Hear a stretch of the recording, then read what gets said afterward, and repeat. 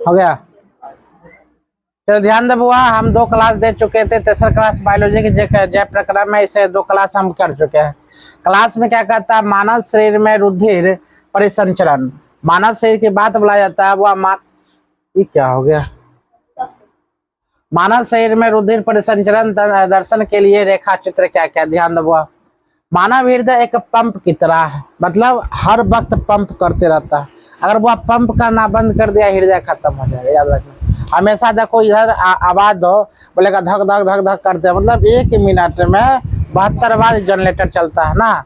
हम लोग का जनरेटर, बाहरी जनरेटर तो वो कुछ दिन तक चलता है, लेकिन अंदर वाला जनरेटर हमेशा चलते रहेगा। अंदर वाला जनरेटर बंद हुआ मतलब हम बंद ना। इसको फूक फुकाने से हुआ रोकना मत, ये जहाँ फूक फुकाने से बंद हुआ काम खत्म, हम बंद हो जाएंगे, ये जनरेटर चलने देना, याद रखना बुआ। तो यह पंप जो सारे शरीर में रुधिर परिसंचरण बंद करता है। अगर वह पंप जो करता है तो मतलब वह क्या, ब्लड को, अशुद्ध ब्लड को शुद्ध करता है। क्या करता है वह, अशुद्ध रक्त को शुद्ध करने काम करता है। 1 मिनट में कितनी बार, 72 बार, 1 मिनट में 72 बार। इतना क्वेश्चन तुमको याद करवाते हैं बुआ, याद करते चलो, तुम लोग को बहुत बेनिफिट मिलेगा। आगे लेकर चलते हैं। अलिंद अपेक्षा नीलय के पेशिया भित्ति मोटी होती है, क्योंकि नीलय को पूरी तरह से पूरी शरीर में अधिक रक्तचाप को रुधिर भेजना होता है। महाधमनी, देखो महाधमनी बुआ, ये मेरा हृदय आ गया, क्या आ गया बुआ, हृदय। हृदय खतरनाक रूप से क्या हुआ, इसमें पॉलिश किया गया है, इसमें रखा गया बढ़िया से, पहले ऊपरी चमड़ा, फिर हड्डी, फिर नीचे दिल ना, इसे कहते हैं क्या, हृदय। अब मान लो ये सब मेरा क्या है, हृदय है, मतलब दिल है, इसे क्या हुआ, दिल। दिल नहीं है, हम लोग का क्या है, दिल है। देखो हम लोग का दिल किस प्रकार है, हम लोग जो दिल दिमाग देते हैं मेढक का दिल होता है, गोलका, जो खड़ता है प्लास्टिक वाला। आगे लेकर चलते हैं। सिरा के ऊपरी भाग, वो क्या कहता है, महाधमनी में देखो, इस सिरा का ऊपरी भाग हो गया, ये फुफ्फुस धमनिया हो गया, ये सब क्या, फुफ्फुस धमनिया, ये फुफ्फुस सिरा हो गया, बायां अलिंद और बायां नीलय। इसमें वो भाग महा सिरा, यहाँ दाया नीलय, या शरीर के निचला हिस्सा, भाग हिस्सा महाधमनी। ये सब तुमको क्वेश्चन है, आकृति बोलेगा बनाने के लिए। इधर वाला सब टोटल बोलेगा वो दाया, इधर वाला टोटल क्या बोलेगा, बाया। ये हो जाता है बुआ दाया अलिंद, और ये होता है बाया अलिंद।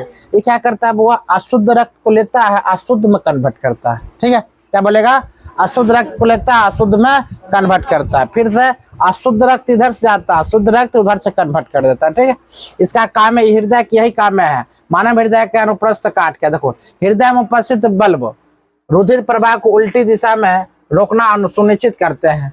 लसिका क्या समझो, लसिका के बारे में तुमको 2 नंबर पूछेगा, लसिका किसे कहते हैं, लसिका आखिर होता है क्या, लसिका क्या है। ध्यान रखा है, एक तरल उत्तक होता है। लसिका क्या बुआ, एक तरल उत्तक होता है, तरल उत्तक होता है। लसिका एक तरल उत्तक होता है जो रुधिर प्लाज्मा की तरह ही है, लेकिन इसमें अल्प मात्रा में प्रोटीन होता है। इसमें अल्प मात्रा में क्या होता है बुआ, प्रोटीन। अगर लसिका में बोला जाए तो कम मात्रा में क्या पाया जाता है, प्रोटीन। कम मात्रा में क्या पाया गया, प्रोटीन। अल्प मात्रा में क्या पाया जाता है, प्रोटीन। लसिका वहन में सहायक करता है, मतलब परिवहन में सहायक। अब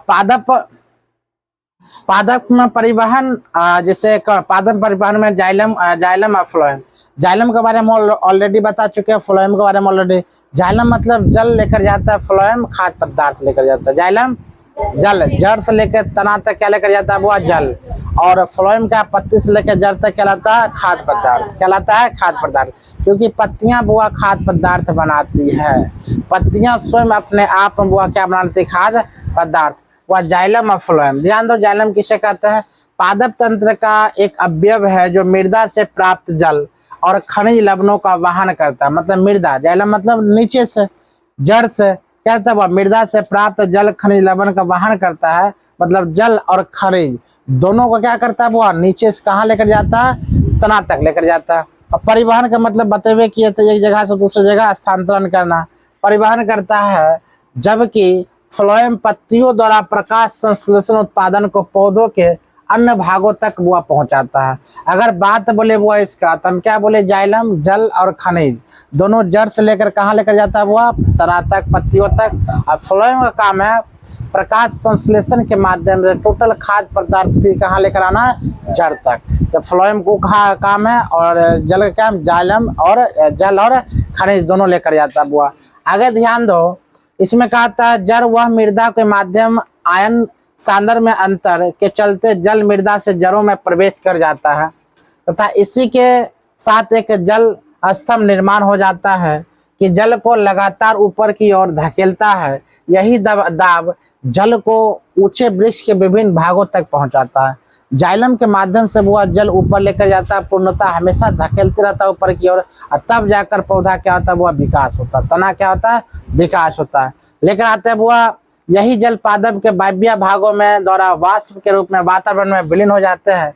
यह प्रक्रम वाष्पोत्सर्जन कहलाता है। याद रखना, इस प्रक्रम द्वारा पौधे के निम्न रूप सहायता करती है। इसे जल के अवशोषण एवं जड़ से पत्तियों जल विलयन खनिज लवण उपस्थित गति में सहायक होता है। पौधे में ताप नियम भी सहायक होता है। पौधा में जो ताप देता है वो, जैसे कि पौधा तो रोशनी नहीं दे सकता है लेकिन ताप को कंट्रोल तो कर सकता है ना। जैसे कि हम लोग गर्मी लगता है कहाँ ले जाते हैं, पेड़ के पास। क्यों? क्योंकि ताप को क्या कर लेता है वो, कंट्रोल। क्या करता है, कंट्रोल। वहां पर ठंडा गर्मी महसूस नहीं होता है। अगर पेड़ वाला अगर मान लिया जाए हवा चलती है तो याद रखना ठंडा हवा महसूस होता है। हम लोग को ये हवा देता है क्या, गर्म हवा महसूस होता है। वहाँ ठंडा हवा क्यों महसूस होता है, रीजन है वो जड़ से लेकर जल ऊपर लेकर जाता है फ्लोएम का माध्यम से, और पत्तियों द्वारा नमी वो प्रदान करता है। क्या प्रदान करता है, नमी। और वहाँ के वातावरण को, वहाँ के ताप को क्या करता है, वह निम्न कर देता है और जल में क्या तब्दील कर देता है। इसके माध्यम से वह ठंडा वातावरण रहता है। तुम क्वेश्चन किसी से कर सकते हो, जो हम वृक्ष के नीचे जब रहते हैं तो ठंडक महसूस क्यों होता है, रीजन क्या है? तो उसका जवाब होगा यहाँ पर हवा देता है इसलिए। तो हवा देता है तो पंखा भी बुआ हवा देता है, स्टैंड फैन भी हवा देता है, लेकिन रीजन क्या है जो मान लिया जाए वही ठंडा क्यों देता है। उसके बाद यह रीजन क्या है, एसी ठंडा देता है, कूलर ठंडा देता है। एसी क्यों ठंडा देती है, रीजन क्या है, समझ में आ रहा चीज को। उसी प्रकार पौधा ठंडा है, ठंडा हवा ही क्यों देता है। और कभी कभी कोनो पौधा देखेगा जिसमें पत्तियां कम रहता है, वह हवा गर्मी क्यों देने लगता है, झरकल हवा क्यों है, कहते हो ना। अब पीपल के पौधा, पीपल के पेड़ के नीचे अगर चल जाओ तो वहां पर ठंडा हवा महसूस क्यों होता है, रीजन क्या है। रीजन वो यह है जो नीचे से जल के माध्यम से, फ्लोएम के माध्यम से जल को कहाँ लेकर जाता है, तना तक। वहाँ रंध्र पढ़ाए थे ना, तना तक लेकर जाता है, जल वाष्प करवाता है, जल को बाहर निकालता है। मतलब नीचे से जल जा रहा, ऊपर से जल को क्या कर रहा, वाष्प कर रहा। और जैसे वो जल वाष्प होता है वह उसमें पानी जल वाष्प करवा रहा है। मतलब वह पानी क्या बन रहा है, हाइड्रोजन बन रहा है। वह पानी क्या बन रहा है, ऑक्सीजन बन रहा है। तो ऑक्सीजन क्या निकलेगा, नमी वाले ऑक्सीजन निकलेगा। वो चारों पट्टी वो क्या करता है, ताप को निम्न ताप कर देता है। क्योंकि ऑक्सीजन कौन निकल रहा है, पानी ने ऑक्सीजन का निर्माण कर रहा है। जब पानी बुआ जल ऑक्सीजन का निर्माण करेगा तो ऑलरेडी क्या होगा, वहां का वातावरण क्या होगा, ठंडा हो जाएगा। इसीलिए पेड़ के नीचे हमको क्या लगता है, ठंडक महसूस होता है। क्या समझ में आया चीज को, नहीं समझेगा तो फिर से एक बार बोले, वह समझो। आज किसी को समझाने के प्रयत्न करो। ये सब बात इस तरह का छोटा क्वेश्चन है, सबसे बेस्ट क्वेश्चन है। अगला लेकर चलते हैं, भोजन तथा दूसरे पदार्थों का स्थानांतरण पौधे में। अब भोजन और पदार्थ दूसरे स्थान कैसे होता है, प्रकाश संश्लेषण के विलय उत्पादन का वाहन स्थानांतरण कहलाता है, जो कि फ्लोएम उत्तक द्वारा होता है। अगर प्रकाश संश्लेषण के विलय उत्पादक के वाहन बोले तो वह क्या कहलाता है, वह फ्लोएम उत्तक कहलाता है। स्थानांतरण पत्तियों से पौधे के शेष भागों में उपमुखी तथा अधोमुखी दोनों दिशा में होता है। वो स्थानांतरण फ्लोएम द्वारा स्थानांतरण ऊर्जा के प्रयोग से पूरा होता है। सुक्रोज फ्लोएम उत्तक में एटीपी ऊर्जा से प्रासरण बल द्वारा स्थानांतरित होता है। मानव में उत्सर्जन, अब हम लोग पौधा में उत्सर्जन पढ़ चुके हैं, अब हम किसमें उत्सर्जन पर हैं, मानव में। मानव में उत्सर्जन अगर पढ़ते हैं तो याद रखना, तो वह जैव प्रक्रम जिसमें जीवों में उपापचय क्रिया में जनित हानिकारक का नाइट्रोजन युक्त पदार्थ को निष्कासन होता है, उसे हम क्या कहते हैं, उत्सर्जन। साथ तुमको उत्सर्जन की परिभाषा होता है, याद होगा, जो शरीर से हानिकारक पदार्थों को बाहर निकालना क्या कहलाता है, उत्सर्जन। हानिक पदार्थ हुआ क्या होता है, जैसे मल मूत्र हुआ, हाइड्रोजन हुआ, कार्बन डाइऑक्साइड हुआ, नाइट्रोजन हुआ, ये सब क्या है, हानिकारक पदार्थ है। अगर हाइड्रोजन मेरे अंदर से नहीं निकलेगा, सांस ना जाएगा ना सांस लेंगे, ना सांस हम लेंगे या ना सांस छोड़ेंगे, ना ऑक्सीजन लेंगे ना कार्बन डाइऑक्साइड छोड़ेंगे। याद रखना बुआ, जब ऑक्सीजन नहीं लेंगे अंदर में क्या बनेगा, कार्बन डाइऑक्साइड। जब जहर कार्बन डाइऑक्साइड ज़्यादा हो जाएगा तो हमको किसका खतरा होगा, मृत्यु का। इसीलिए हमें डॉक्टर अगर वो सांस लेने में सक्षम होते हैं तो हम शरीर का पार्ट पुर्जा सब मरना शुरू हो जाता है, कोशिका जब मरना वो शुरू हो जाता है। और हम क्या करते हैं, जब हमें मंगारा कोशिका जब मरना बुआ शुरू हो जाता है तो हम क्या करते मालूम है, ऑक्सीजन लेना शुरू करते। 100 रुपये घंटा नहीं देता, मास्क पहना कर ऑक्सीजन लेना शुरू, ताकि अंदर वो ऑक्सीजन जाए, कार्बन डाइऑक्साइड ज़्यादा निर्माण ना हो। अगर कार्बन डाइऑक्साइड ज़्यादा निर्माण करेगा तो शरीर मृत्यु होना तय है, मतलब शरीर मृत्यु काम खत्म। तो वह शरीर मृत्यु होने से पहले उसमें कोशिका मरना बुआ शुरू हो जाता है, याद रखना। इसीलिए कहा जाता है जीवित शरीर में बुआ क्या होता है, वजन हल्का होता है, अब मरने के बाद उसका वजन क्या होता है, भारी। इसका रीजन कभी जानने की कोशिश की है नहीं ना।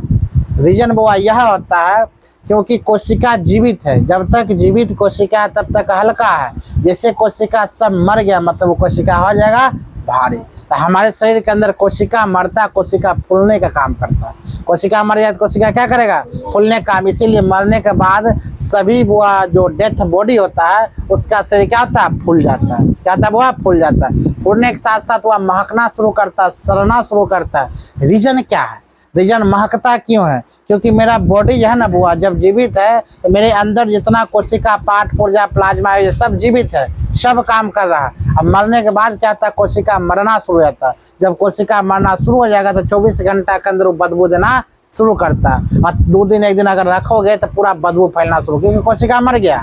पूरा कोशिका मरेगा मतलब शरीर मर गया। तो मैंने अनेक कोशिका से क्या चीज का निर्माण होता है, वो उत्तक का निर्माण होता है। सुना, अनेक उत्तकों से क्या चीज का निर्माण होता है, अंग।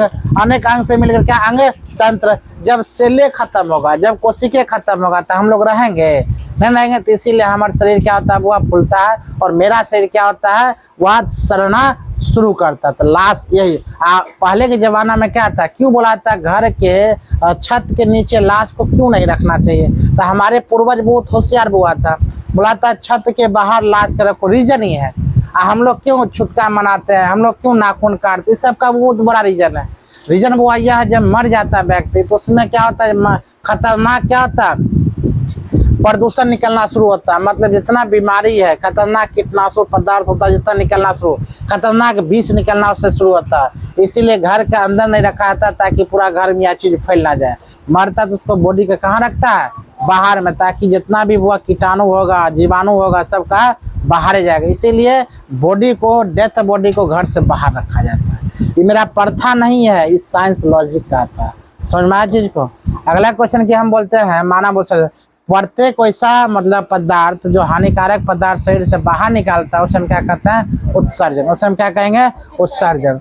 आगे कहा था वो एक कोशिका जीव इन अवशिष्ट पदार्थों को शरीर से सतह पर जल विस्तृत करता है। आप एक कोशिका किससे कहते हैं, हम इससे पहले बता चुके थे। एक कोशिका वो क्या होता है, जो एक कोशिका का बना उसे हम क्या कहते हैं, एक कोशिका। जो अनेकों कोशिका का बना होता है उसे हम क्या कहते हैं, बहुकोशिका। एक कोशिका अमीबा, पैरामीशियम, यूग्लिना। क्या बोलेंगे वो, अमीबा, पैरामीशियम, यूग्लिना। तुमको क्वेश्चन पूछा जाएगा। और 9th और 10th में अमीबा, पैरामीशियम तक दिया है, यूग्लिना तक नहीं दिया है। याद रखना क्या क्या बोलना है, अमीबा, पैरामीशियम और यूग्लिना। एक कोशिका जीव है। आगे मानव उत्सर्जन तंत्र उपस्थित अंग में क्या है, निम्न प्रकार है।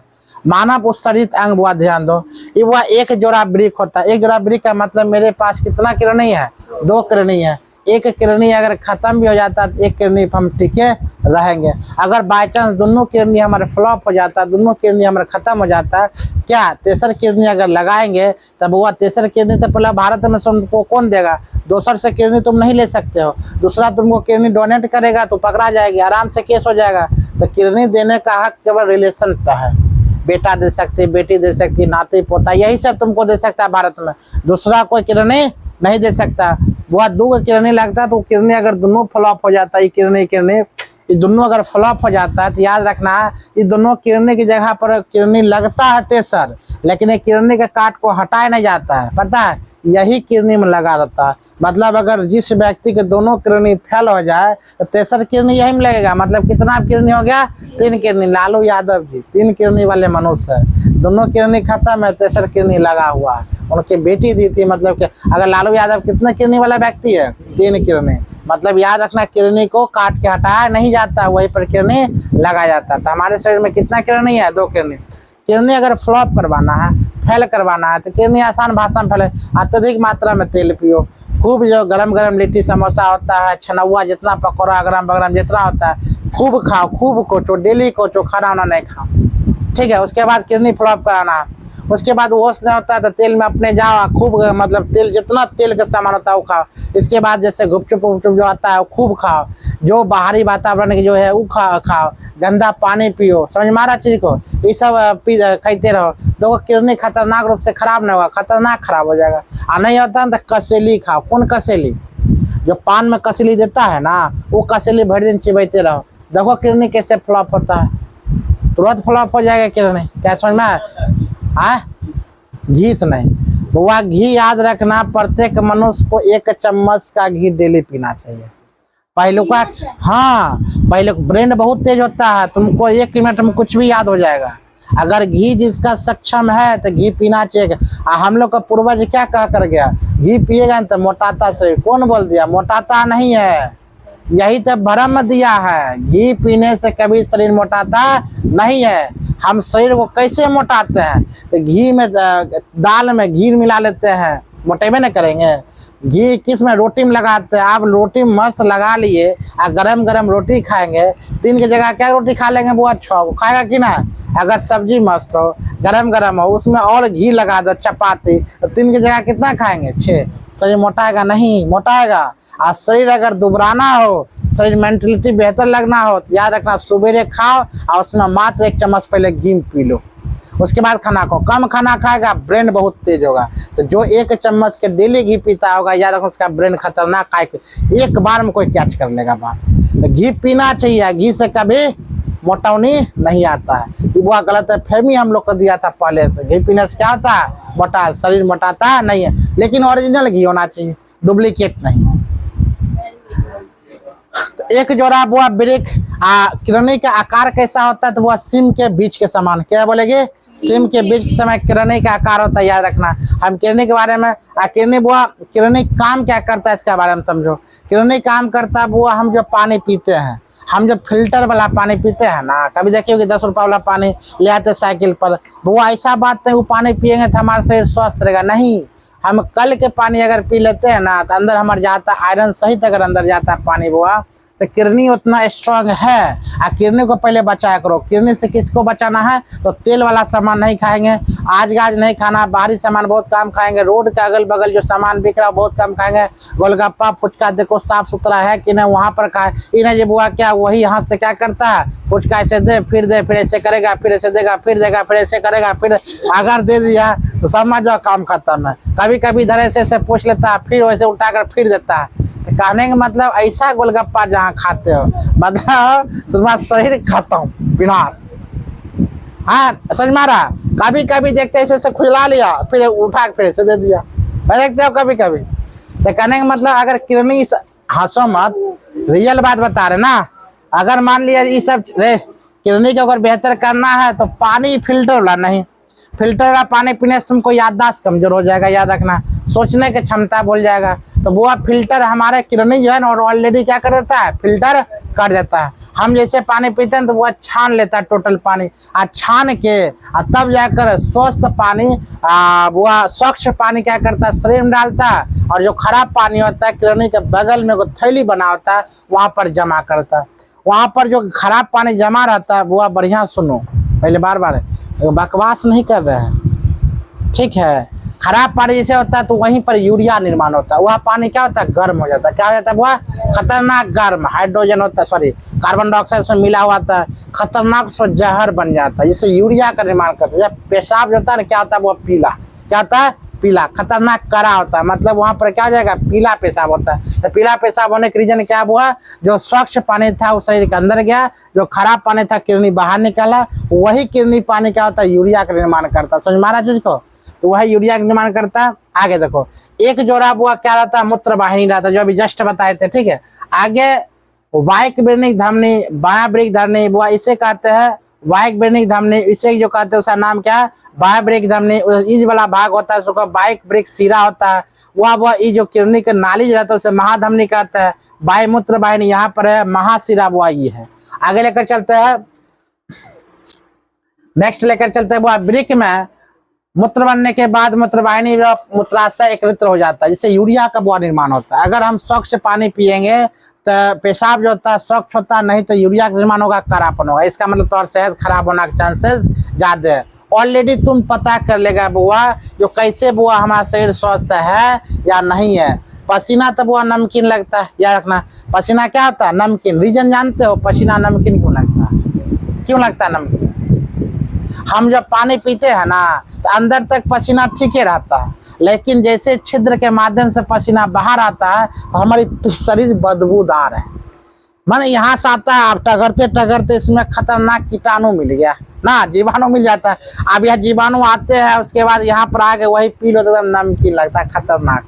तो कह रहे मतलब पसीना क्या लगता है? नमकीन। रीजन है आगे अंदर ठीक है, अंदर स्वच्छ है। अब मूत्र वाहिनी के माध्यम से, मूत्राशय के माध्यम से जो हानिकारक जो यूरिया का निर्माण वहां पर होता है, अगर मूत्र पेशाब अगर काला हो जाए, पीला हो जाए, तो तुरंत डॉक्टर से दिखाओ या साफ पानी खूब पी लो। समझ में आ रहा चीज को? नहीं तुम्हें बीमारी होना वो आते हैं, तो वहां से तुम पता करते हैं। अगर मान लिया मूत्र वाहिनी, अगर मान लिया जो वहाँ कीड़ा लगता हो, पेशाब होता है, अगर मान लिया वहाँ पर चूटी लग गया तो तुरंत डॉक्टर के पास लेकर, ए लड़की डॉक्टर देखा हो, चीटी लग गया पेशाब में, याद रखना तुमको क्या बन जाएगा? डायबिटीज होना हो। चीटी नहीं लगना चाहिए। जहाँ चीटी लगा पेशाब में, याद रखना उसको क्या हो जाएगा? वो डायबिटीज। याद रखना चीटी, हमरो एक बार डर लग गया, पेशाब हुआ, लगता है चीटी कितना ना गया, बाप रे बाप, लगता है डायबिटीज हो गया। तुरंत फिर चेकअप कर, ऐसा कोनो बात नहीं। वो बाथरूम में क्या था? वो चीनी कितना था, अब देखो चीनी कितना था। वह चुट्टी के वो आकार होना, चुट्टा ज्यादा लगता है। क्या लगता है? चुट्टा ज्यादा लगता है। क्या समझ मारा चीज को? आगे वृक्क में मूत्र निर्माण हुआ। वृक्क में संरचना क्रियात्मक इकाई को क्या वृक्क कानू कहलाती है। वृक्क में मुख्य बुआ भाग होता है दो प्रकार, कोशिका गुच्छा या पतली पतली रुधिर गुच्छा होता है। बोमन क्या होता है? बोमन संपुट नलिका भाग और संग्रह वाहिनी। आगे लेकर चलते हैं बुआ वृक्क उत्सर्जन की क्रिया। आप देखो वृक्क उत्सर्जन की क्रिया क्या क्या होता है, ध्यान दे, खतरनाक। कोशिका गुच्छा बुआ तुम्हारा ये हो गया, या वृक्क धमनी हो गया, बोमेट संपुट हो गया, वृक्क नलिका। अभी जो सब तो बताइए चुके वृक्क का क्या काम है। बस वृक्क का वो किरणिक का क्या दिया है? काम ही दिया है। किरणिक समझती होगी ना, किरणिक का क्या क्या दिया है बुआ? काम दिया। वृक्क का क्या दिया बुआ? काम दिया। टोटल वृक्क का काम है, वृक्क का सिरा, वृक्क का शाखा, वृक्क धमनी सब काम है। अब काम खत्म हो गया। आगे कोशिका गुच्छ निस्तेजन। जब वृक्क धमनी के शाख वृक्काणु प्रवेश करती है तब जल, लवण और ग्लूकोज, अमीनो अम्ल और नाइट्रोजन अपशिष्ट पदार्थों कोशिका गुच्छ में छानकर वह बोमेन संपुट में ले जाता है। याद रखना बुआ, सब सही पदार्थों को सब अलग कर देता है। घटिया पदार्थ जो खराब निकलता है, जो छानने का काम आता है, तो वृक्क मेरा उतना छान लेता है, गंदा जल अलग कर देता है। याद रखना। आगे वर्णात्मक पुनः शोषण। यह वृक्क ने नलिका द्वारा भाग में शरीर के लिए उपयोगी पदार्थ जैसे ग्लूकोज हुआ, अमीनो अम्ल हुआ, लवण हुआ, जल का पुनः अवशोषण कर लेता है। हम बोले जितना वो अवशोषण जितना मेरे अंदर जाएगा वो सब छान का अलग कर लेता है ऑटोमेटिक वृक्क। नलिका श्रवण। यूरिया अतिरिक्त जल और लवण जैसे उत्सर्जित पदार्थ वृक्क के नलिका भाग के अंतिम सिरे में रहते हैं और मूत्र के निर्माण करते हैं। वहां से मूत्र संग्रह वाहिनी मूत्रवाहिनी से होता है, मूत्राशय में अस्थायी रूप से संग्रहित रहता है और मूत्राशय के बाद मूत्र के माध्यम से काम खत्म। कृत्रिम वृक्क है, यानी कि याद यूरिया का ज्यादा निर्माण होता है, गंदे पानी वहां पर ज्यादा निर्माण होता है। तो शरीर के पाठ पुर्जा मेरे अंदर ही सब हुआ है। आगे लेकर चलते हैं कृत्रिम वृक्क क्या है। कृत्रिम वृक्क वह एक ऐसी युक्ति है जिसके द्वारा रोगियों के रुधिर में कृत्रिम वृक्क की मदद से नाइट्रोजन युक्त अपशिष्ट पदार्थों को निष्कासन किया जाता है। एक स्वस्थ वयस्क के प्रतिदिन 180 लीटर आरंभिक निस्तेजन वृक्क में होता है बुआ, जिसमें उत्सर्जित मूत्र का आयतन लगभग कितना बोलेगा 1.2 लीटर है, लेकिन प्रतिदिन याद रखना 1.5 लीटर। कितना? 1.5 लीटर। पानी पीना चाहिए 5 लीटर, 4 से 5 लीटर। शरीर में अगर तुमको जान बचानी है तो अभी कम से कम 5 से 6 लीटर पानी निश्चित पीना चाहिए, क्योंकि उतना पानी हमें निकल जाता है बाहर से ना। अगर लगता है 5 से निश्चय वृक्क में होता है अपादप उत्सर्जन। पादप उत्सर्जन के बाद हम लिखते हैं बाष्पोत्सर्जन प्रक्रिया द्वारा पादप अतिरिक्त जल में छुटकारा पाते हुआ। बहुत से पादप अपशिष्ट पदार्थ कोशिका अतिरिक्त में संचित रहते हैं। अन्य अपशिष्ट पदार्थ रेजिन तथा गोंद के रूप में पुराने जाइलम और संचित हुआ रहते हैं। पादप कुछ अपशिष्ट पदार्थों को अपने आसपास मृदा से उत्सर्जित बुआ कर लेते हैं। तुम्हारा एक अध्याय जो होता है जैव प्रक्रम, काम खत्म हो जाता है। जैव प्रक्रम की बात अगर बोला जाए तो वो जैव प्रक्रम क्या हो गया, काम खत्म। एक अध्याय तुमको बढ़िया समझा चुके हैं 3 क्लास में और समझाने वाला। अब इसके बाद बायोलॉजी एक चैप्टर काम खत्म। अब तुम लोग डिसाइड करो अगला चैप्टर क्या पढ़ना है। फिजिक्स पढ़ना है, केमिस्ट्री पढ़ना है या SST पढ़ना है? फिजिक्स, चलो ठीक है, बंद करो।